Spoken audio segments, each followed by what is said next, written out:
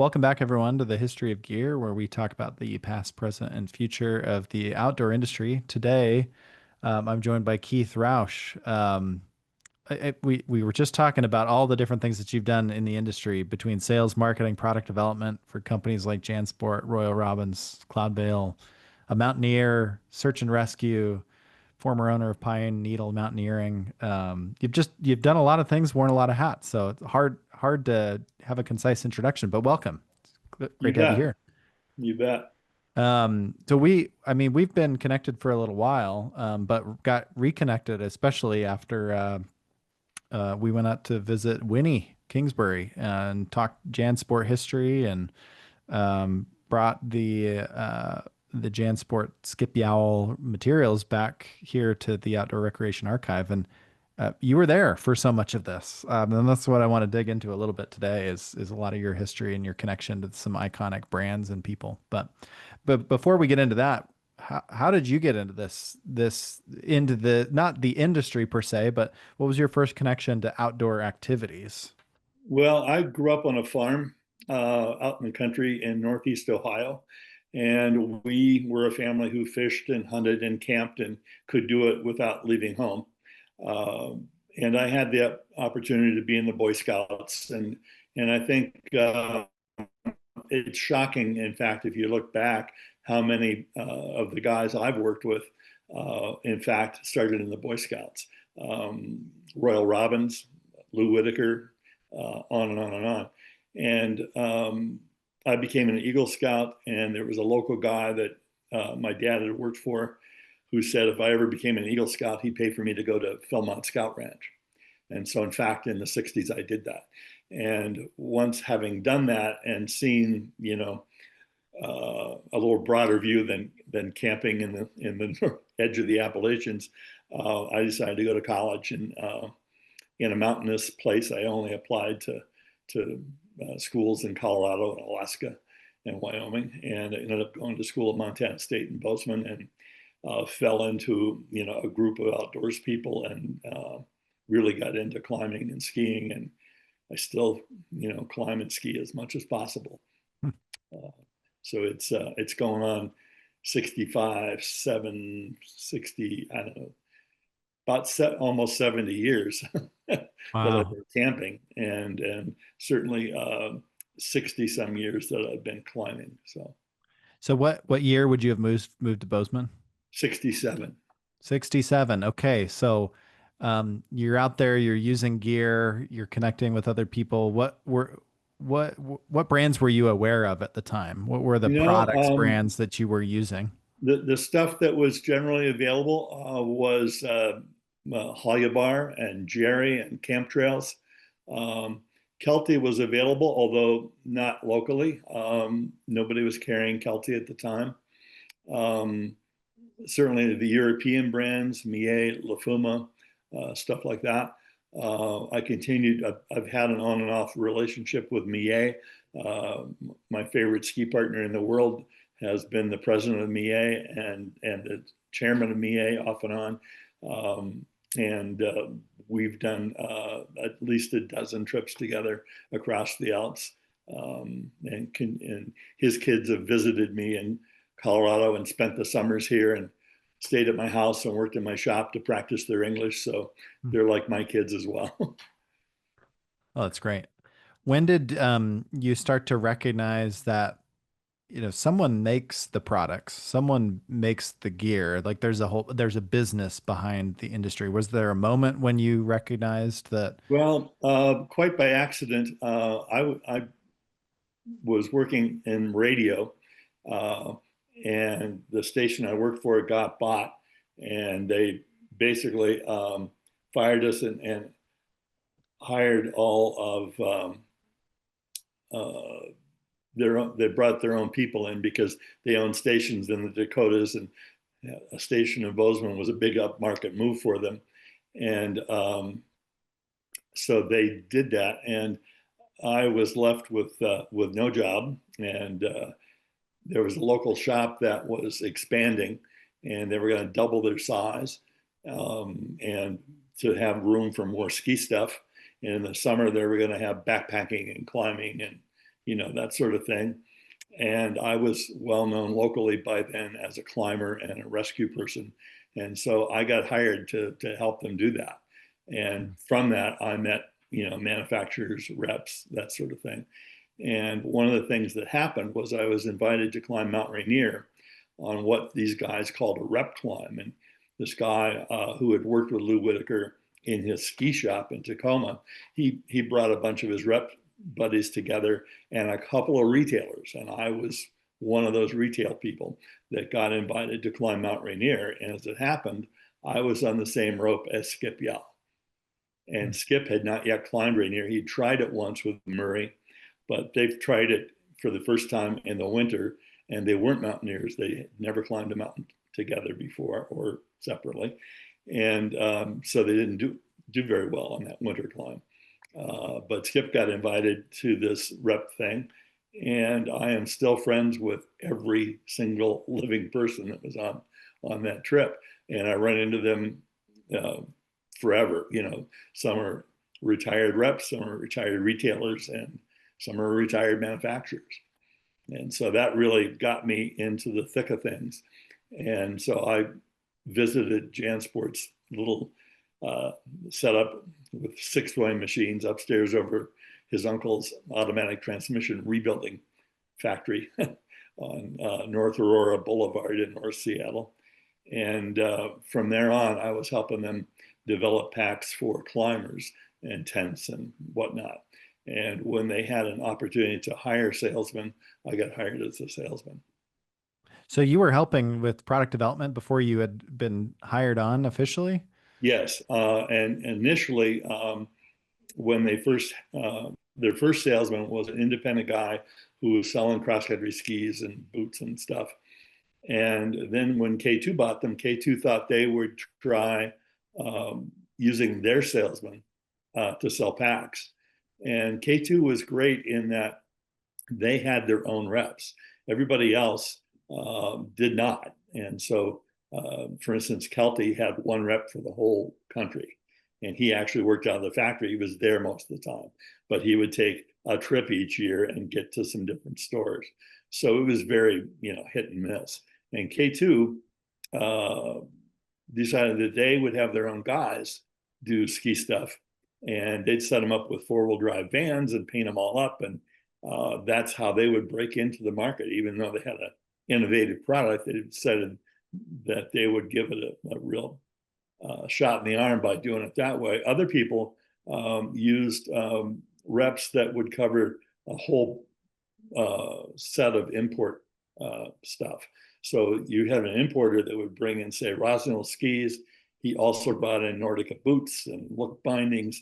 And so forever in our minds back then, we viewed those products as being the same because they had the same rep.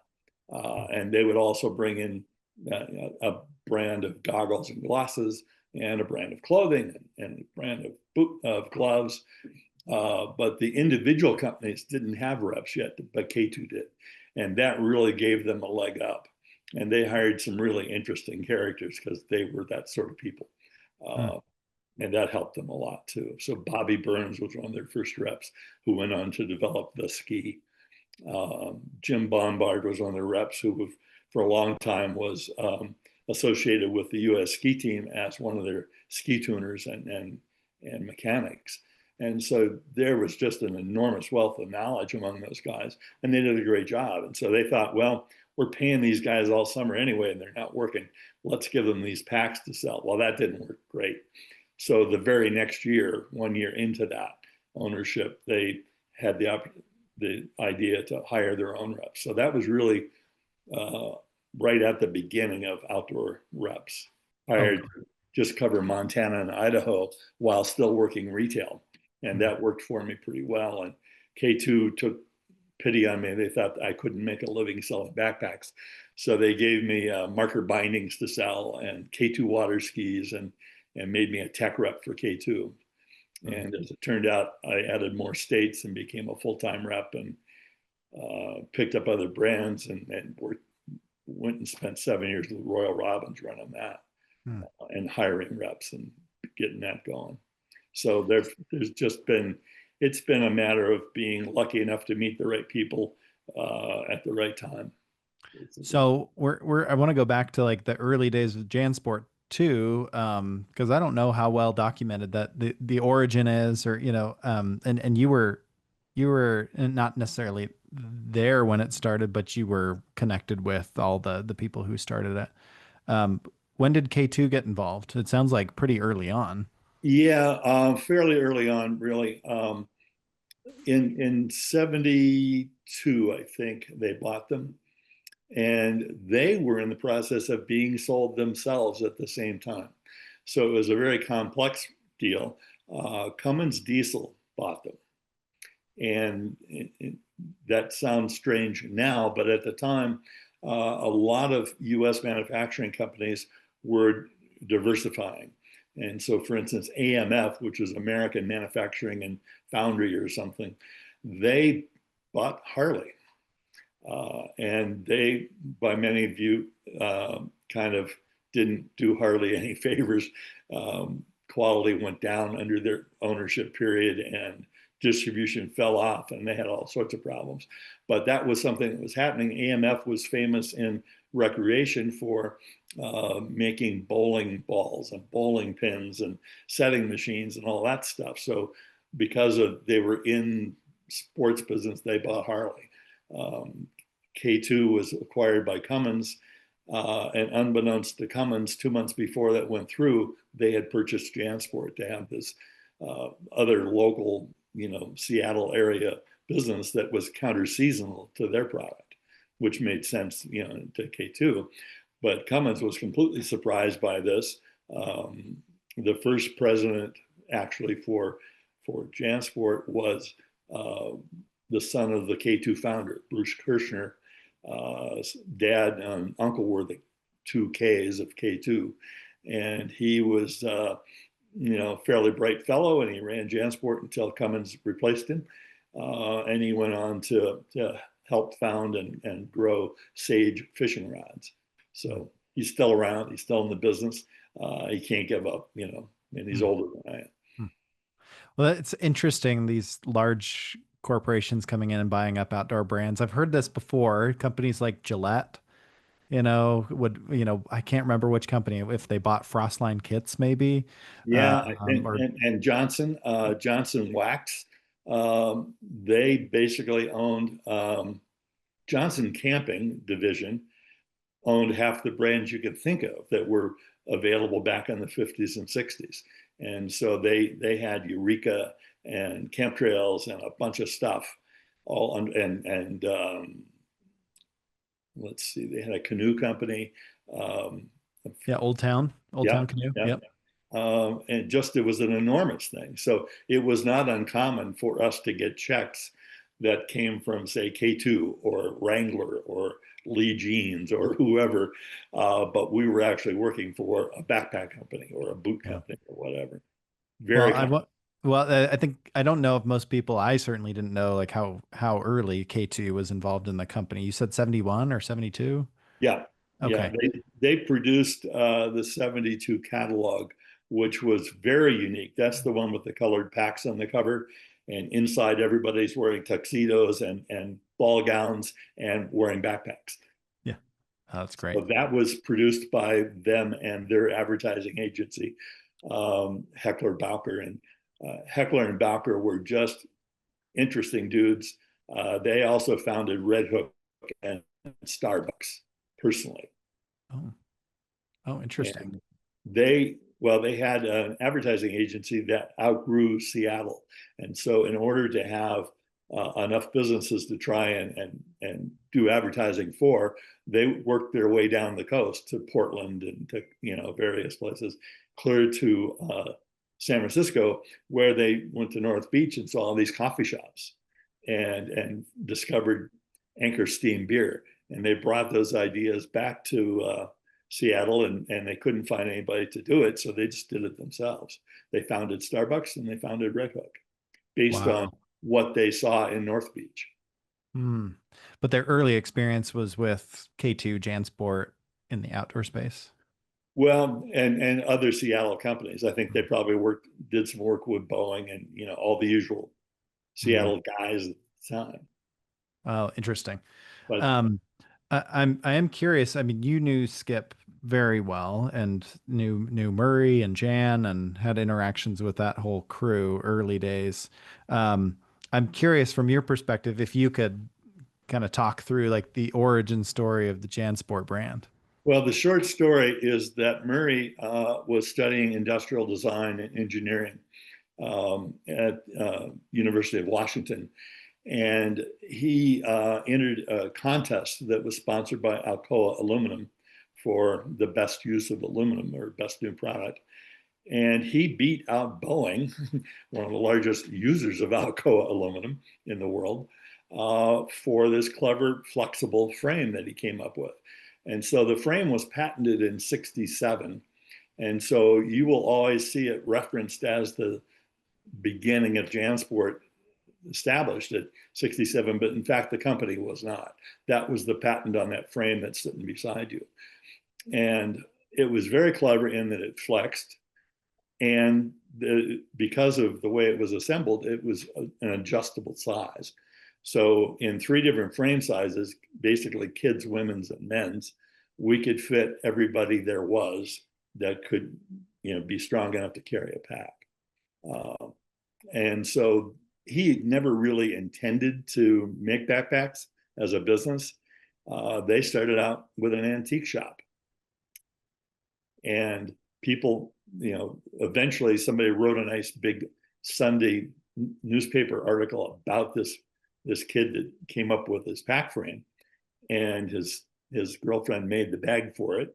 And in order to make it look different than the Kelties and the camp trails that were out there, they made it panel loading.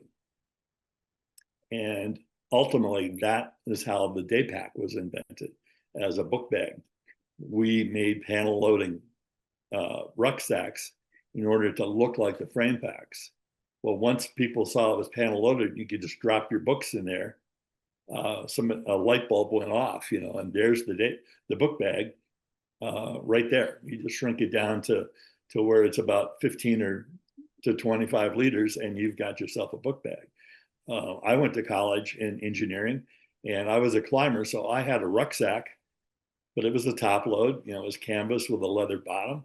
Would have been a great book bag carrier. Never thought about dumping the climbing gear out during the week and putting books in it. Didn't occur to me. What can you talk through? You mentioned the innovation, right? But what were frame packs like up until this point? Because of course you have Dick Kelty. Where do you feel like the big point of innovation was? Of course, the adjustable nature of it, but and the The panel adjustable loading. nature and the flexible nature meant you could set it down fully loaded, and maybe drop it a few inches because you're tired, and it might land on the corner of a rock. And if it were a welded frame, you could snap a weld. Wouldn't be hard. You got to consider that for mountaineering, if carrying ropes and ironmongery and wool clothing and the heavy stuff we had in those days, it would not be unusual to have a load over 100 pounds. I did a trip in the Wrangles in St. Elias in the mid 70s, and because we had 3 weeks of food and enough gear to climb, a technical route, we were carrying like our body weight for into base camp. If you set a pack down hard, you could really hurt it. And so this made it quite a lot more durable because the flex of the metal, the flex of the joints, it would absorb that kind of an impact. So these things were almost indestructible. And you have to realize with a frame pack, that bag is never touching the rock. It's going down on a corner of the frame. So the shock of that is all being sent through the frame. And of course, the advantage of the adjustability means that by having 3 different frame sizes, which is not just heights, but widths, they were all actually different widths. So if you got a women's version of that, you've got like a D3 there, looks like. If you had a D5, it had a curved top bar and it was narrower in addition to being shorter. And so that means that the hip belt has got a narrower mount to fit a smaller person. And then we made a kids pack that was smaller yet. And it was also narrower than the mid-size. And that kids pack was actually the first real sales success for Jansport because REI picked it up. So REI, which at the time was one store and a catalog, put the Jansport kids pack on the wall, and that really, paid them to build the other stuff. When would that have been picked up by REI? That would have been in the early 70s. Okay. Okay. Yeah. So how was I've heard a little bit. You talked about the transmission shop and how involved was Murray's dad. I've heard that he was involved in some of this as well. Murray's dad was involved financially. And so when K2 bought it, it was Murray's dad and Murray's uncle that ended up, making the money on that deal. Murray was just out of college. He didn't have any money or credit or anything else. So, everybody's, oh, Murray made a lot of money. He sold it out to K2. Well, it wasn't Murray's money. It was his dad's and his uncle's. And so they were involved. And later on, Skip's dad was involved. Skip's dad had worked in the oil patch as a roughneck and whatever. And so it was very mechanical and, good with his hands and stuff. And so he ran the frame shop. Initially, those frames were built by hand. The bends were bent over, a piece of wood to match. And so each piece was cut to length and then bent over a form. And eventually those were hydraulic machines bending over machined aluminum shapes. And Skip's dad made a lot of that stuff. I'm certain What was his name? Harold. Oh, that's right. Which is actually Skip's name. Yeah. That's Harold. right. And Harold was just a character, because he couldn't believe that we were paying him big money to make these little backpack frames. Yeah. Having worked on oil rigs, Yeah, sure. Okay, so where in the company you said patent was 67. How did the company get the attention of a K2? Well, what happened was somebody wrote an article about Murray and winning this aluminum award, and boom, all of Seattle is a very outdoors town like Denver or Boulder, or even more so because it's even closer to the mountains. And as a result, people beat a path to his door, as it were, asking them to make him a pack. And so that's what happened. It was supply and demand came from an article in the Seattle Post. Oh, interesting. And the first core product would have been? The first core product would have been basically what you see there, except in a more basic form. Didn't have the hip arms and all of that. We can tell that is from the mid-70s based on the fact that we're using matching webbing and nylon pads for the back bands. And so that was the high volume era for that kind of a pack. And prior to that, the straps would have been black or green or whatever was on sale. And so we would have been using seatbelt webbing, for the hip belt. It wouldn't have been padded. The first shoulder straps weren't padded. They were, like seatbelt webbing or maybe doubled up seatbelt webbing to give it a little more stiffness. And the colors would have varied depending on what was available. And famously, almost all of us owned some pack that was a patterned fabric, because if there was a patterned fabric on sale that might have been fabric for boat covers or seat covers or whatever, he would buy it and make it up from that. So you've seen pictures of the flowered pack. I have a flowered pack in different colors than that. That's twice as big as the ones you've seen, because it was actually made for an expedition. And so the bag goes clear to the bottom.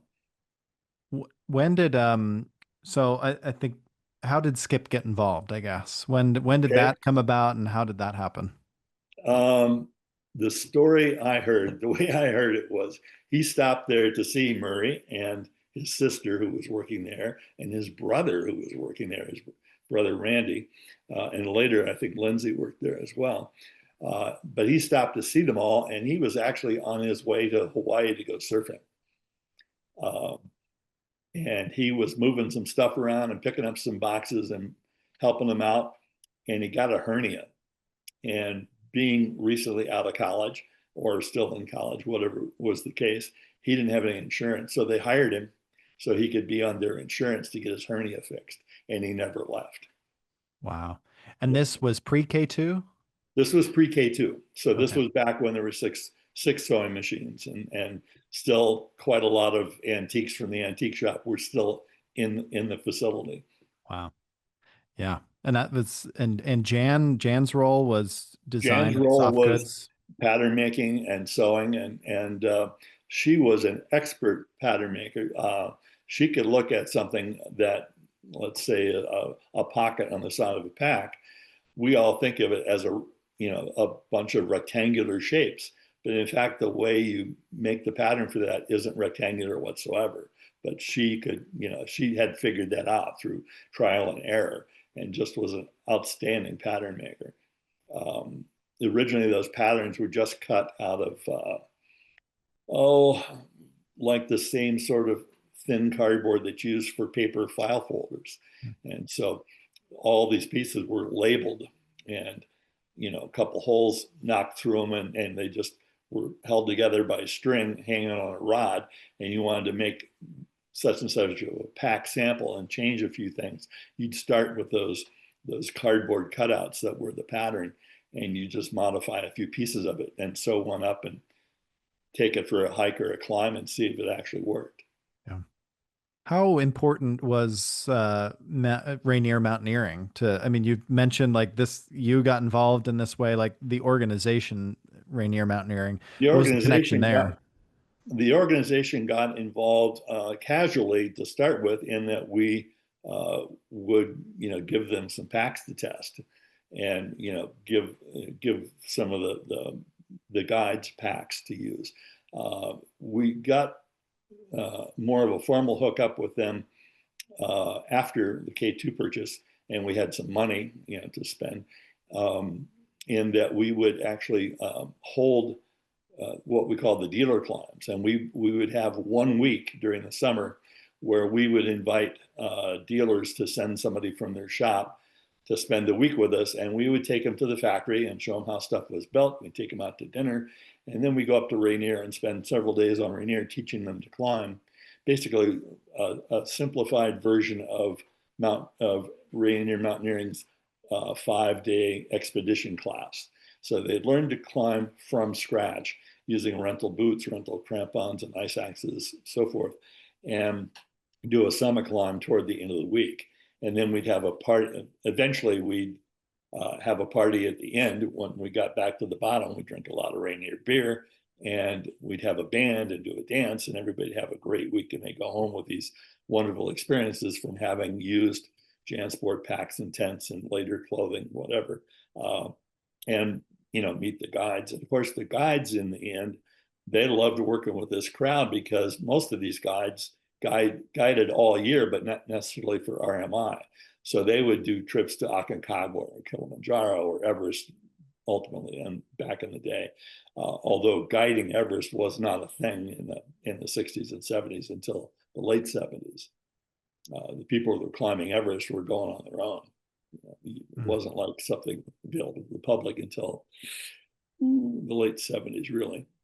But these guys would love to meet these retailers, because then they'd have some outreach to that guy's clientele to find customers that wanted to hire them to, climb in on Denali or Rainier or maybe Kilimanjaro, something, a little easier, less technical.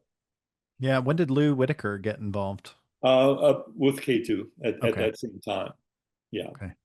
And, Okay. and he was involved up until, he wasn't hiking anymore. So a Yeah. long time. Yeah. What I guess I think for a lot of people, you see the name Jansport, and of course we'll get to the story of the book bag and how instrumental that is. But I don't think a lot of people understand that this was a company that was making really technical product for expeditions. Where did that start? And like, how did the company really push into like expeditions and making Well, high performance product for it, those it really applications? had a lot to do with that RMI connection. Mm, We wanted to make stuff. We wanted to make stuff that those individuals at RMI could use, whether it was a rucksack or a frame pack or a tent or a sleeping bag, um, that would make sense, to them, that wouldn't be so outrageous that we couldn't sell some to the public. And so, eventually, for instance, with a tent for an expedition, we're probably not going to use nylon. We're probably going to use polyester, something that holds up better under heavy ultraviolet radiation. If you're going to leave a camp at 19,000 feet or 26,000 feet on a high mountain, you really don't want to use nylon for it. And so polyester is going to stand up to UV and be very, very strong. And in fact, we had a tent called the China Everest tent, which was an oval tent. And in order to be really strong, instead of using 5 or 6 or 7 millimeter tubing to be the pole set, we used 13 millimeter tubing. It was really strong. We actually have a picture. We took Phil Urschler and picked him up and sat him on top of a tent, and it had no effect on it. It didn't even budge. Well, 13 millimeter poles and polyester fabric will do that. But you wouldn't want a backpack with that thing. It's going to weigh 13 or 14 pounds instead of, the 5 or 6 that was acceptable at the time for a backpack tent. Now, of course, our tents weigh 1 to 2 pounds. They're single wall. They're set up with, trucking poles, and they're made out of Spectra or Dyneema or whatever. So it's changed a lot. But at the time in the Northwest, we wanted things to be very, very snowproof, and that's where the idea for the dome came. I was using it at the time an Alpsport, which later became Alpine Designs tent, and in Montana we could get 5 feet of snow in a single storm in those days at those latitudes. And the tent was collapsing. You were getting up every couple of hours to knock snow off the tent if you had a storm overnight. Well, by making something that shed the snow and stood up, we could actually bury a tent in snow, dig into it, get inside, and the whole thing would still be completely erect inside. That happened with the China Everest tent. These guys went to try and do a route on the north side of Everest in the early 80s. They left the tent at the high camp. When they went back there 2 years later to try it again, they're at the same elevation and they're excavating a tent platform. They found the tent from 2 years ago. It was still there. It was perfect. It had just been buried by, slides, and they dug it out and used it. And it was still standing? Still standing. Yeah. Wow. Yeah. 13 millimeter poles, polyester fabric. Yeah. Yeah. Anything could be done. Well, I want to get into more the product. Speaking of the tent and the dome tent in particular, I mean, you did a little bit of everything. Sales, marketing, product development was a lot of your work. Like let's get into the tent, but then I want to also explore Okay. like other products that you designed. Like I'd love to hear the origin of the dome tent, because this The is tent also story is something that fun. you hear a lot of people claim, well, we were the first company to make the dome tent. So I'm Here's, curious the here's the origins deal. here. There were freestanding tents. They weren't backpackable. So the first backpackable freestanding tent was probably the Jansport dome. Um, we had K2 money available to us. We had a budget. We wanted to make this tent. Skip and I, with K2 credit card, went downtown Seattle, and we bought what we thought were the most popular and or most suitable mountaineering tents, and brought them back up to Painfield and Everett, where the factory was at the time. And we set them all up, and we bought 4 or 5 spring scales, fishing scales, that you would use to weigh your trout or bass or whatever. And we put them on the guy lines. And when K2 flew over from Vashon Island in their private plane to see what it was we were up to and what we wanted them to fund for the next year. We had set up this dome tent, and we'd set up a Jerry Himalayan, and we'd set up a North Face St. Elias, with all these top end tents of the time. This would have been like 72. And we put these spring scales on each of the guy lines to show how much force it took. And we pointed out, well, when you set it up in the snow, that force might not be available. You might be able to bury a ski for a couple sets of skis for a few guy lines, but that won't cover all your guy lines. Here's a tent you can set up with actually zero pressure on a guy line and have it not only withstand the wind, but if you piled up snow on it, it would actually get stronger. And so that's kind of how we, pitched this to K2. Well, Murray had this idea for this tent for some time, and he and Jan had been working on the pattern.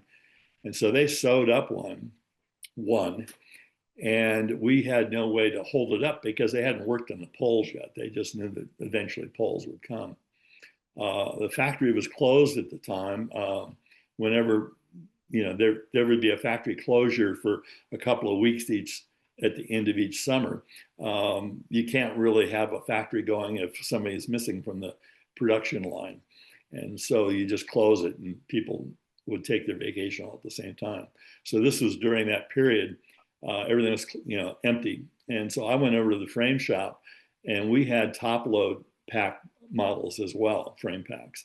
And so a top load frame pack will have a bar to hold open the bag, a bag bar, we call it. In the case of the pack beside you there, it's the same bar as is the frame. But in the case of a top load, you don't need a bar that big.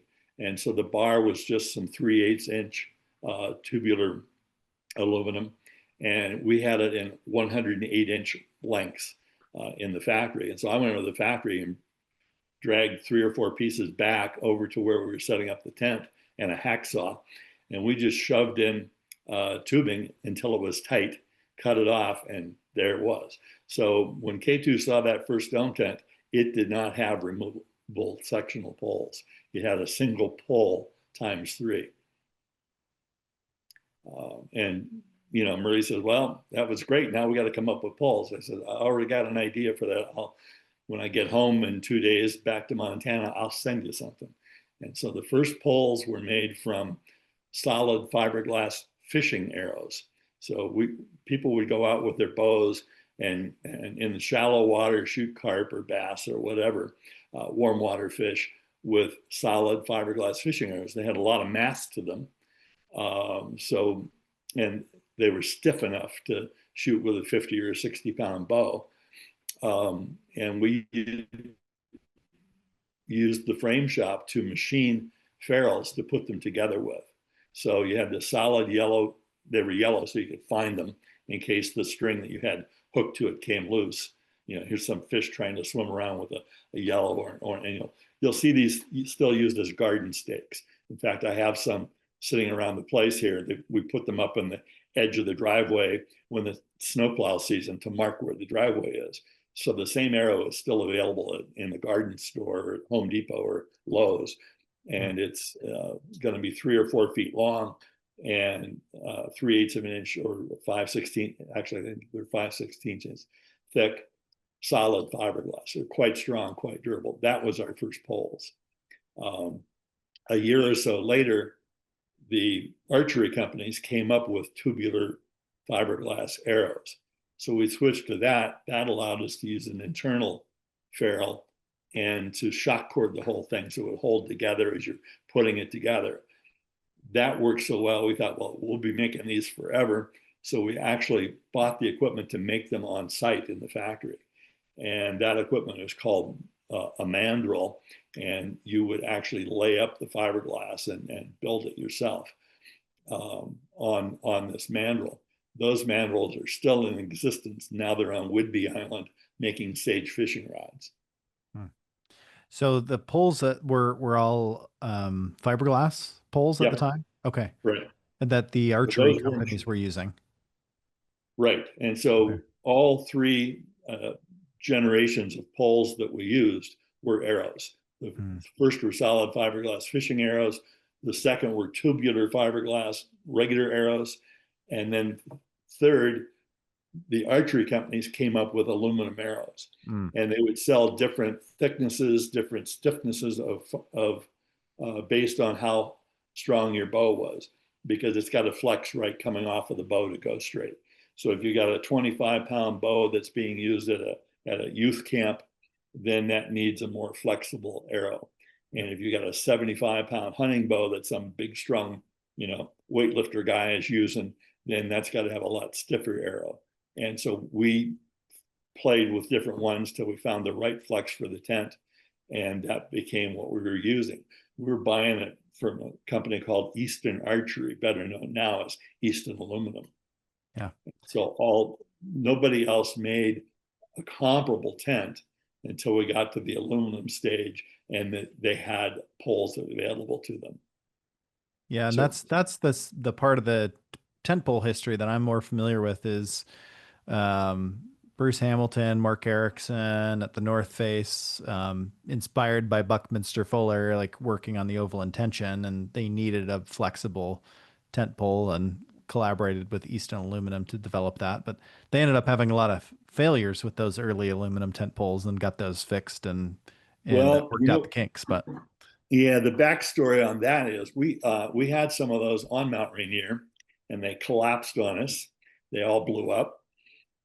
And this was much later. This was a time when we were no longer making Jansport tents. So we had some North Face tents there. And so this was after they had successfully made really good tents.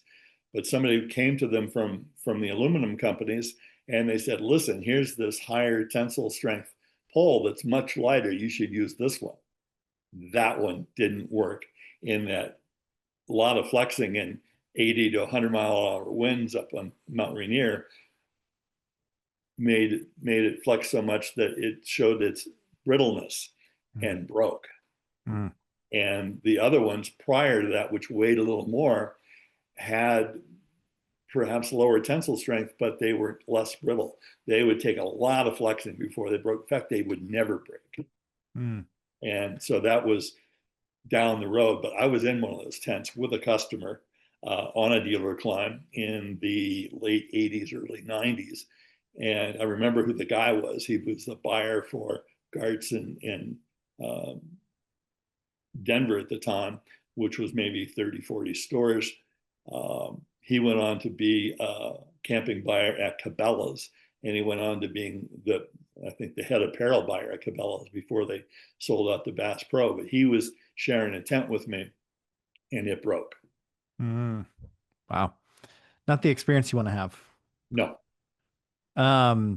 Well, how long had Jansport been making tents? It sounds like it was not a long time. It started in 72. Okay. And then when did that tent line end? It went up into the 90s. And what happened in the 90s was we could still afford to make backpacks in Seattle. One of the things about making the same sort of product all the time is you can find efficiencies in how you build it. And so, for instance, our most expensive rucksack book bag kind of a thing without a frame was called the Super Sack, and we made that forever, and they still have it. Heavy leather bottom, maybe 25 liters, long pockets on the outside with ski sleeves behind it that you could carry your cross-country skis with up to the mountain. That pack retailed for $50 to $75 to $80, maybe $100 in the end. But with all that stuff going on, the labor in that pack was less than $4 in Seattle because we really had it figured out. We made a lot of them. We made them every day, year round. And so we got very efficient. And what happens in production sewing, particularly with packs or tents, and certainly with sleeping bags as well, but especially something where you're setting a zipper. The zipper companies found out that they could get us to buy their zipper if they would pay for the development of a machine that would automatically set that zipper.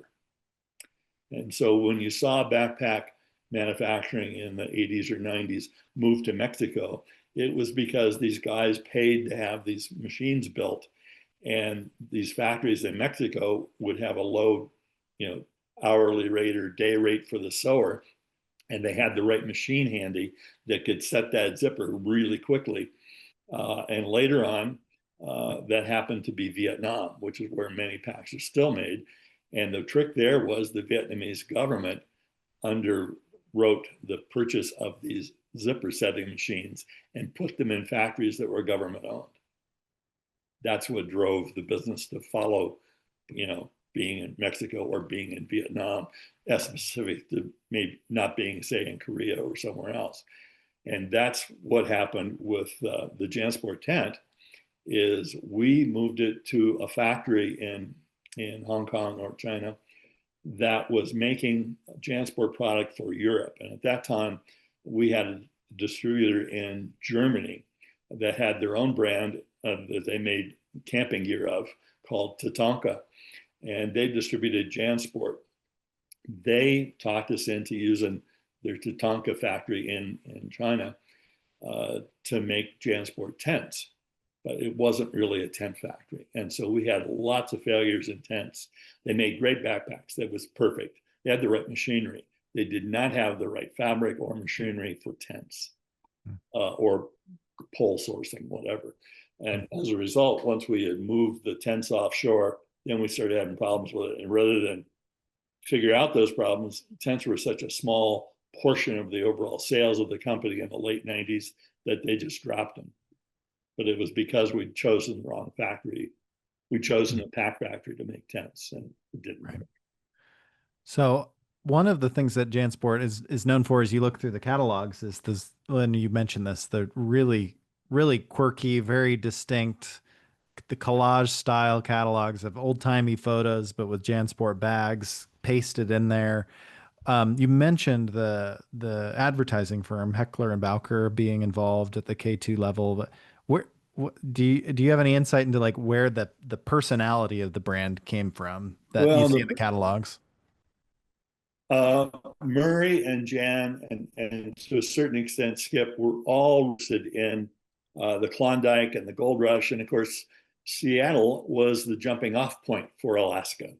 These guys would show up in Seattle and they would travel by the roads weren't there. The roads that are there now are still terrible. So it's not like the roads were a big improvement, but there weren't any roads. And so you traveled by ship to the coast of Alaska and you hiked into the Yukon Territory in Canada, the Klondike, Gold Strikes, all that stuff.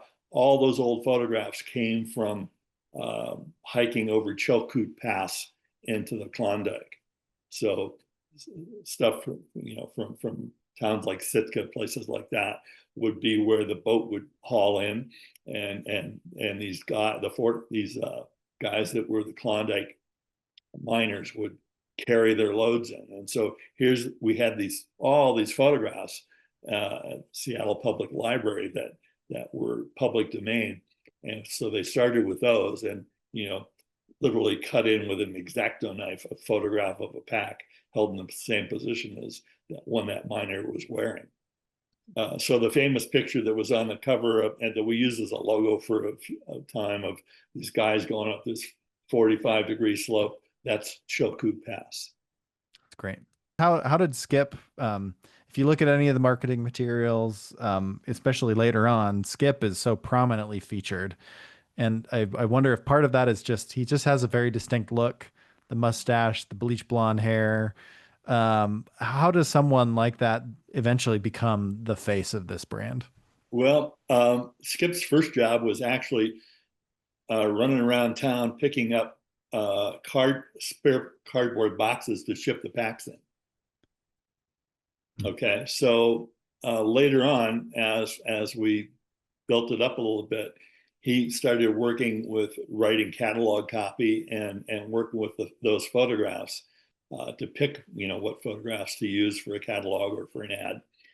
So he had a little hand in marketing, but also once we started having our own salesman, he was the salesman for the West Coast. Hmm. And so when we replaced the K2 ski reps with dedicated outdoor reps, he covered Alaska, Washington, and Oregon. And basically, he also had, part of what I had for territory, but I ended up taking territory from him because he was busy doing, worldwide marketing and didn't have time to be on the road. So I gained from that. And one of the reasons we were so close was we were both in the Northwest, so we would go backpacking together. So his first wife and my wife and I, we would get together and go backpack in the Pasayten Wilderness, or somewhere in Oregon, or somewhere in Idaho or Montana, over my part of the world. So we were doing that for vacations back in the early to mid 70s, and so he was in a sales position. He was a sales kind of a person within the company, and as the company wanted to actually put a face on the name, he was available, and he had the knowledge and the background and knew the product inside out and backwards because his office was in the factory. So, he was tailor-made for it, and the job description was tailor-made for his personality, and he did a great job at that. Murray really didn't want to do that. He wanted to run the factory. He was happy to be a model in the catalog, as was I, but we weren't out there, doing the advertising and going around to the various bookstores and whatnot to sell product. At what point does Skip become? Does he become an owner? He becomes an owner at some point, doesn't it? Or no, not at all. No, Okay. no. Um, That's where the confusion is that, the Murray and Jan started it, but in fact they started with, borrowed money from Murray's dad and renting space for Murray's uncle. So those are the gentlemen that had the money in the original company that, cashed out when K2 bought them. And it's not like they cashed out, really big. I don't think anybody retired off of that deal. yeah. When does Skip kind of what year does he kind of fully take on that, leadership role, I guess, within the company? Because there's a transition where Murray and departs the company and Skip takes more of that role, and and when does that happen? That would have, Murray left in the late 70s. I was still, close with those guys. I'd still see them at trade shows. They would still send me product to test. But in the fall of 76, I moved to work for Royal Robbins. So I wasn't there when Murray left. But I was seeing these guys, a couple times a year at trade shows and stuff, and was still getting care packages every now and then from Jan or from Skip, sending me stuff to test, on climbing trips or backpacking trips, because I was still out doing that. I just wasn't working for them. Hmm. Yeah. When do you I guess, I mean, let's talk about the day pack then. I think the Okay. day pack would be great, and then I'd love to learn more about kind of what you do post Jansport. The day pack thing kind of happened by accident. And as we discussed, maybe prior to when we were recording, we made all of our packs kind of have a familiar look to each other. And there were some other companies that had done that. So we didn't obviously invent that concept. But if you look at the Jerry packs back in the day, or the Alp Sports or the Halia bars, you'll find that they have a family look amongst them in terms of shape or zipper color, zipper type. One of the things that we did, as you can see on the pack beside you, is we made panel loads, and it was great for organization. It allowed us to bridge into adventure travel packs back in the day because we used these panel loading. So a suitcase load, if you will, although suitcases didn't look like that at the time. They were hard-sided and clamshells. So we were the ones that used, these horizontally curved zippers. In fact, when YKK first opened an office in the United States, they opened it across the street from the Jansport factory. I still remember working with Mike Stroud, who was their rep forever, probably 40 years. And he had played football at college in Idaho and just lucked it. We all lucked into these jobs. We just found the right thing and kept after it. But the book pack came about because of the zipper, and somebody started selling these in the University of Washington bookstore. Later on, this prompted a particular change in ownership at Jansport, in that we were bought by a company that sold bookstore products. And that was a company called Downers. A guy named Dan Spalding and his partner, whose name escapes me in a moment because I didn't think to write it down. They were going into these college bookstores. They were based in Appleton, Wisconsin, and they sold paper to bookstores. So they sold paper and pencil. They found other things to pick up for their salesmen to sell, pencils, pencil sharpeners, crayons, whatever, different stuff. But they were in the Fox River Valley, where many of these paper companies are. So Kleenex, Scott's Paper, all these guys are based in Appleton. These guys are taking paper that's made there and selling it to bookstores, whether it's notebooks or whatever. But the only brand name they saw in some of the stores was Jansport, and there would be Jansport packs.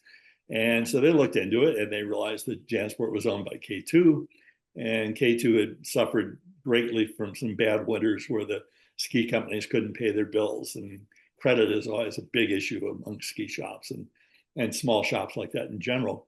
And so they decided that they would buy Jansport, and then they'd have this label that they could put on their stuff. And they also made college sweatshirts, which is an enormous business. And they had a license to make all these printed sweatshirts.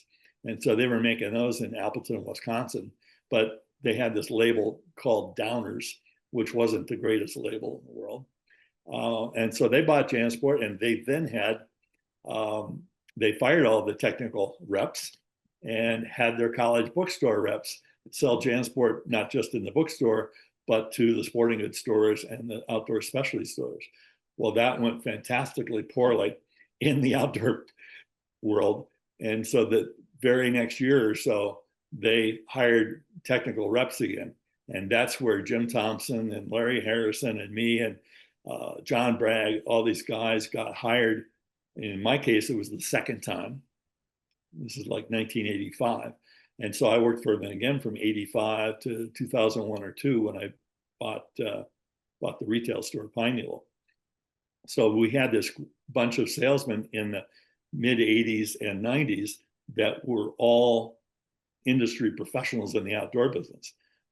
Jim Thompson had been co-founder with his brother of Wilderness Experience. John Bragg was a famous rock climber from New England, who was also the Marmot rep.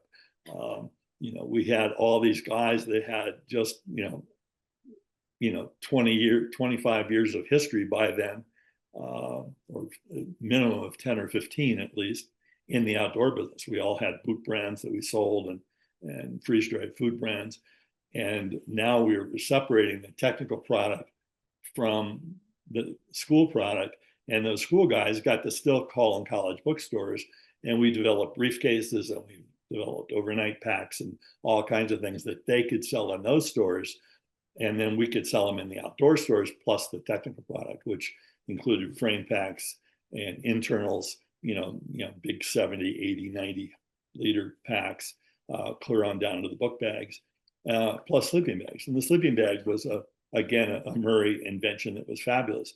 He figured out that, a down bag doesn't do much under your body weight, which is why we now see the ultralight backpackers using quilts and an insulated sleeping pad. And Murray decided that we could put Polar Guard in the bottom of the sleeping bag and down on the top, and this would really be a good product. It was such a good product that REI came up with their own versions of it for their private label product. There's no sense to have down underneath your body. You're just crushing it. You got no insulation at all there. So that was a Murray invention, in addition with the dome tent and the panel load pack. Oh, that's great. I would love to get into some of your inventions, your contributions on the product side. You talked about some of the tent work that you did. Are there other products that you feel especially proud of or involved in? In that first catalog that you've got, the 72 catalog with the guys in tuxedos wearing the packs, there's a series of rucksacks called the Summit series. And I did those plus the tent poles for the tent. Later on, they would send me whatever and we'd tweak. And particularly rucksacks, I had a lot of input on because I was using them in mountaineering or in mountain rescue. To this day, I still see some packs around from the 80s that we called the Tahoma, which is the Indian name for Rainier. But we made a rucksack called the Tahoma, and this thing was just the bargain deal. These things sold originally for $35 and maybe as much as 75 in the end. But this was like a 35 to 40 liter pack that would carry skis, carry crampons, but be something that we could make out of Cordura, which is something we used a lot of in those days, and use our same shoulder strap arrangement. So it used a lot of basic Jansport stuff, but in a pack that was, say 35 liters round numbers, that was just the right size for a day climb or as a rescue pack. And, the last time I was in a rescue building, there were about 12 or 15 of those holding gear still. So, just the right size pack. So very similar to the sort of thing that you would find from Caramore or Millet or La Fuma, but made in Seattle. Later on, I was able to work on boot products with different people. When I was at Royal Robbins, we were the importers for Galibier. Galibier was among the first people to ever make double boots for high altitude climbing. The Galibier Makalu was their most famous double boot.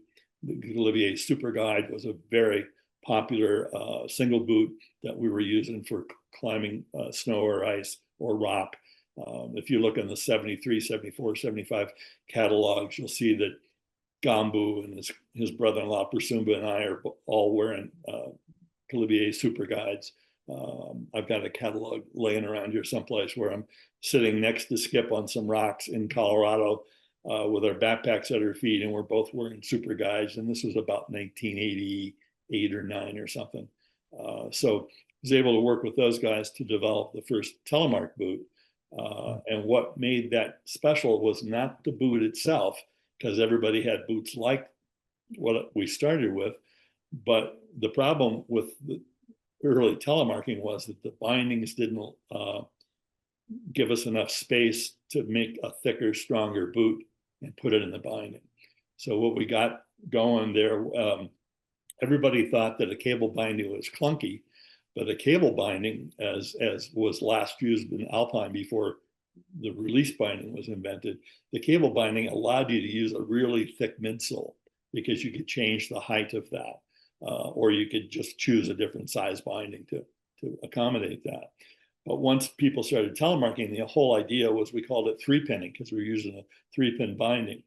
But those bindings were very shallow and they weren't standardized for width.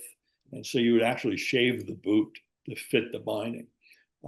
We got together with the largest Nordic binding manufacturer, which at the time was Rodafilla. And we came up with a new standard, which was both 75 millimeters wide, but for telemark, it was twice as thick. And so we could then lay in a couple of extra midsoles to make that boot stiff enough to actually turn a ski. So we made this telemark standard, and then we made a boot to take advantage of it. So we made the first effective telemark boot with that, called the Galibier Corançon for the single, and Laponie or Lapland in French for the double boot version.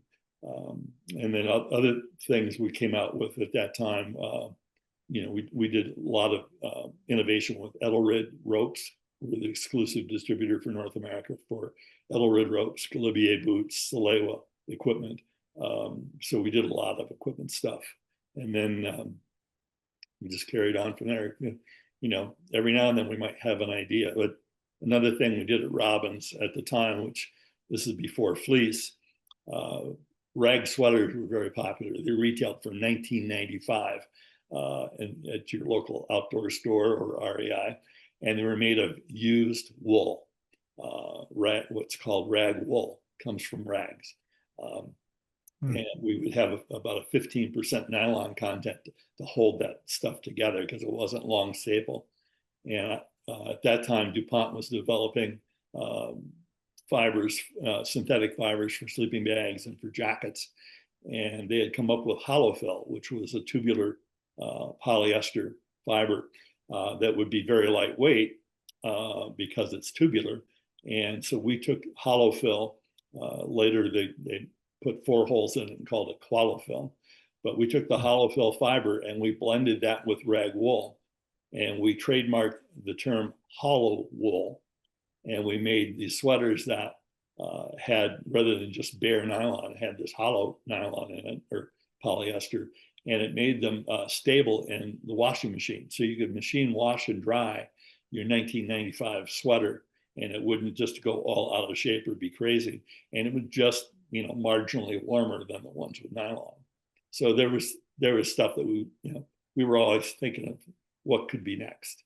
DuPont was one of those companies that, they came out with Cordura, they came out with hollow fill and qualifill, and this is a company that started by making gunpowder and ammunition. How did you get connected with Royal Robbins, the company and the person? I called him up and said, "You need a rep. You're importing Galibier boots, and you have all these ropes and all this great stuff, but you don't have salesmen in the field. And I'm out there selling Jansport packs and Sherpa snowshoes, and I climb and I use your boots and I use your ropes, and it's awkward to buy this stuff, and you probably ought to have a rep." And he said, "Well, I tried a rep once and it didn't really work." I said, "Well, you didn't try me, and I said, I've worked with K2, I know how the ski guys do stuff." And so he said, "Well, we'll give it a try." And so he flew me down to Modesto, which I didn't even know where that was. Didn't realize it was halfway between San Francisco and Yosemite, and therefore not a bad spot to be in the import and climbing business, kind of between the port and the climbing. But we came to an agreement, and he sent me a bunch of stuff for samples, and within a very short period of time, it increased his sales enough that he invited me down there to run the thing because it had gotten completely out of hand. And so, in fact, that all was within a span of a year. It was the same year I got married, so it was a chance to, set up housekeeping in, from scratch in a different place. And so we thought we'd try it, and we did, and it worked out. And so it gave me the opportunity to hire reps that I knew from around the country and get it going. And so originally the company was called Mountain Paraphernalia, which does not roll off the tongue very easily, but it described what they sold, And in order to simplify things, we changed the name a few years into that to Robbins, and came up with a Lido Tejada Flores, and I came up with a logo for that, which looked incredibly like the Realtor logo, which we predated, I believe. And when we tried to open a subsidiary in Japan, we couldn't register that name. In Japan, you can't have the same name as another company, even if you're in an entirely different industry. That's just their rules. And so the A.H. Robbins Pharmaceutical Company was there before us. So we couldn't be Robbins, they were. So that's when we talked him into naming it Royal Robbins, which he really didn't want to do. But by making it Royal Robbins, it was one of a kind, and we could register that name in every country in which we did business. So that's what we did. How long were you with the company, or helping the company? 7 years. And so for 7 years, I did not sell Jansport.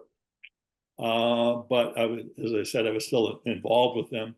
I would see them at the trade shows, and Skip would trade me a pack or a piece of travel luggage or a piece of outerwear for a Robin shirt or a Robin sweater or another pair of boots, whatever it was he needed that time. And so we still, were in close contact with those guys. I hired Jansport reps in a couple of cases. There was a case that comes to mind that Royal fired a rep that he had hired, and he fired him a week before we were having a sales meeting in Colorado. And he said, well, you're going to have to replace so-and-so. And I said, well, my Rolodex is back in California. Here I am in Telluride. And so I called the guy that was the sales manager at the time at Jansport, had been a rep. And I asked him who we'd hired to replace himself when he went inside to be sales manager. And he says, oh, this guy, you'd like him. He's a skier. He used to live in Colorado, but now he's in Minnesota. And, he's doing a great job. And I called the guy up and I said, I'm going to make you this offer. I'd like you to sell boots and ropes and wool shirts and sweaters for us. And, which wouldn't compete with your Jansport sales at all. And tell you what, I'll fly out here for a sales meeting next week. We'll spend a week with us. And if we don't get along and, Royal doesn't think you're the right fit, then you just get a free trip. And then if you get, here's our program and here's what we pay and here's how we bill. And if you like it, you like it. And we're going. And that guy became the rep and did it forever. And he actually changed territories. He moved back to Colorado from Minnesota and was a Robbins rep in Colorado when I bought the store. So it was, we all know each other. We just changed name tags at the shows. Yeah. Yep. Yeah, that sounds about right. Yeah. Where does your career go post Robbins? Post Robbins, I moved to Colorado, moved to Durango, and within a year, Jansport made their change. I went back to technical reps, and I was back with them. And so I did that up until the early 2000s, and had the opportunity to buy one of the local shops and did that. Built up a little equity and sold it and was able to retire from that. But I still keep my hands in it, still involved with boards on the outdoor stuff, Center for Snow and Avalanche Studies in Silverton, and go to trade shows with them sometimes as one of the nonprofits. So I've been to trade shows since I sold the store. When I was a rep, I got involved in show management. So I was on the board for the Outdoor Retailer Show. I was on the board for the SIA show, for the ski show. And all of that came about because I was president of the Reps Association for what we call the WWSRA, the Western Winter Sports Representatives Association. So I was on their board for 8 or 10 years, and I spent 4 years, I think, as president of that. So that got me entree into those other show boards. So, once you know all the same guys, you know all the same guys. I was at the Outdoor Retailer Show, and I'm walking along, and I saw the guy that was my boss at K2. And this guy went on to found Pre-Skis, and he owned Scott, and he took Scott from being a goggle and glasses manufacturer and pole manufacturer to also being a bicycle manufacturer. He then used Scott to buy Schwinn and Yeti and build them up worldwide. This guy was just a genius. He just died this year, actually. Was a U.S. ski team member, Chuck Ferries. And I see Chuck there, and Chuck's wearing a navy blue sport coat, no tie, and he's got a fake name badge on. And I said, hey, Chuck, it's good to see you again. Nice fake name badge. And he did buy chums out of Hurricane, Utah for his kids to run, and they have taken that vehicle and built it into multiple brands. And he said, well, I'm just here buying companies, looking at companies, seeing what might be interesting. And so, yeah, it's by having a fake name badge, nobody bothers me, that doesn't know me. And he says, well, you got a fake name badge on. You got your own name on there, but it says you own Pine Needle Mountaineering. You would never be so dumb as to buy a retail store. I said, well, Chuck, I'm sorry to tell you that, but I did. That's great. Well, I know we're kind of coming up on the end of our time. What did we miss? Are there any other key moments that you want to share? I think we hit the key stuff. The beauty of when the Thompsons and Skip and I and Murray and all these guys were dealing with that was we just had a good time at it. Our tagline for a long time was, we're in the business of fun. And Jansport quit using that tagline, so I've kept it. That's what's on my current business, my non-business card. It says I'm in the business of fun. We started a party that became known as the Shake and Bake, and Oh, this was I can't believe I didn't ask about the shake and bake. I don't know why you didn't ask me that, because I was at the first one. The first one, we couldn't afford to put on a party as Jansport. We were a very small company, but but we were all friends with all these other guys. So we got together with Low Alpine, Caribou Mountaineering, Wilderness Experience, the Thompsons, and Jansport. We all sponsored this party, and it didn't have a name. It was just the outdoor party. And this was when we were all at the ski show in Vegas, at the Las Vegas Convention Center next to the Hilton. And so this was at the Sahara. We rented a basement at the Sahara, and we had 5 or 6 bands.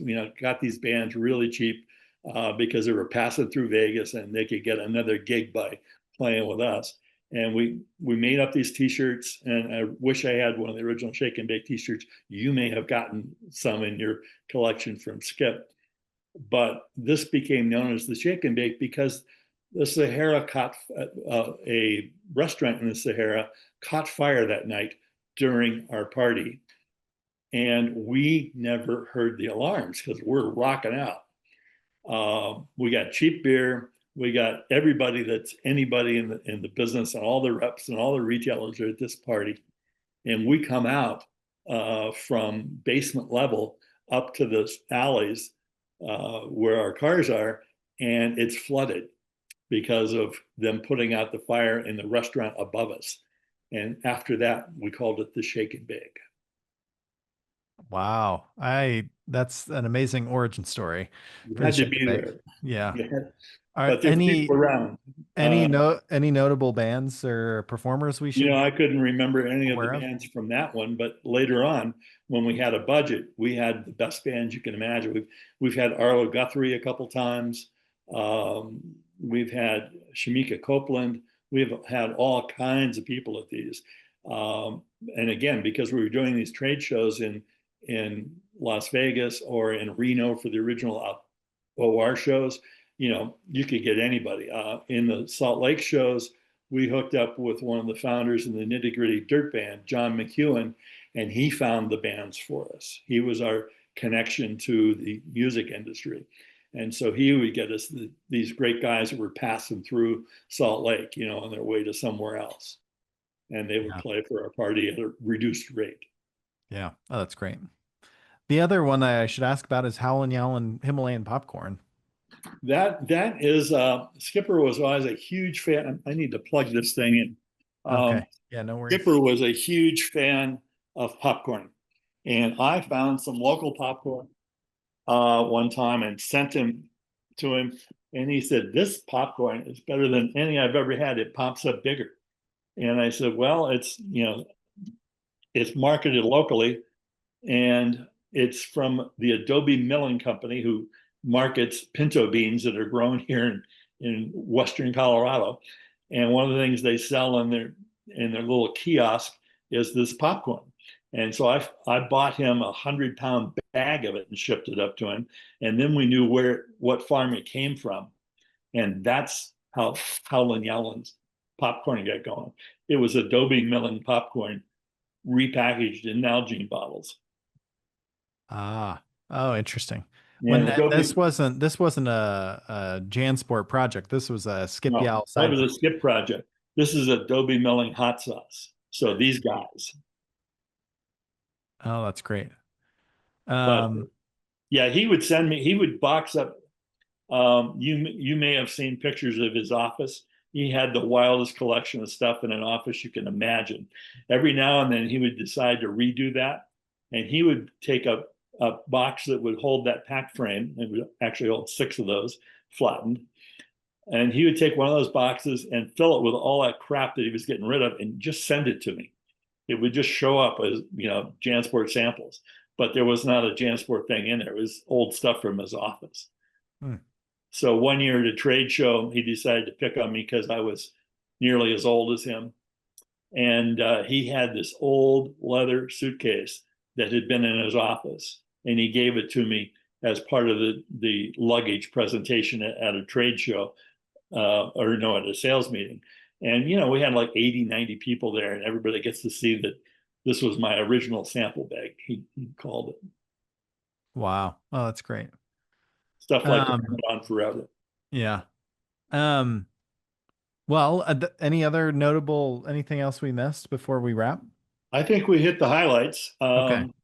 Certainly, if we ever want to talk about boot development, hiking shoes and stuff, got to work on Danner boots for years and Rockport outdoor footwear for years.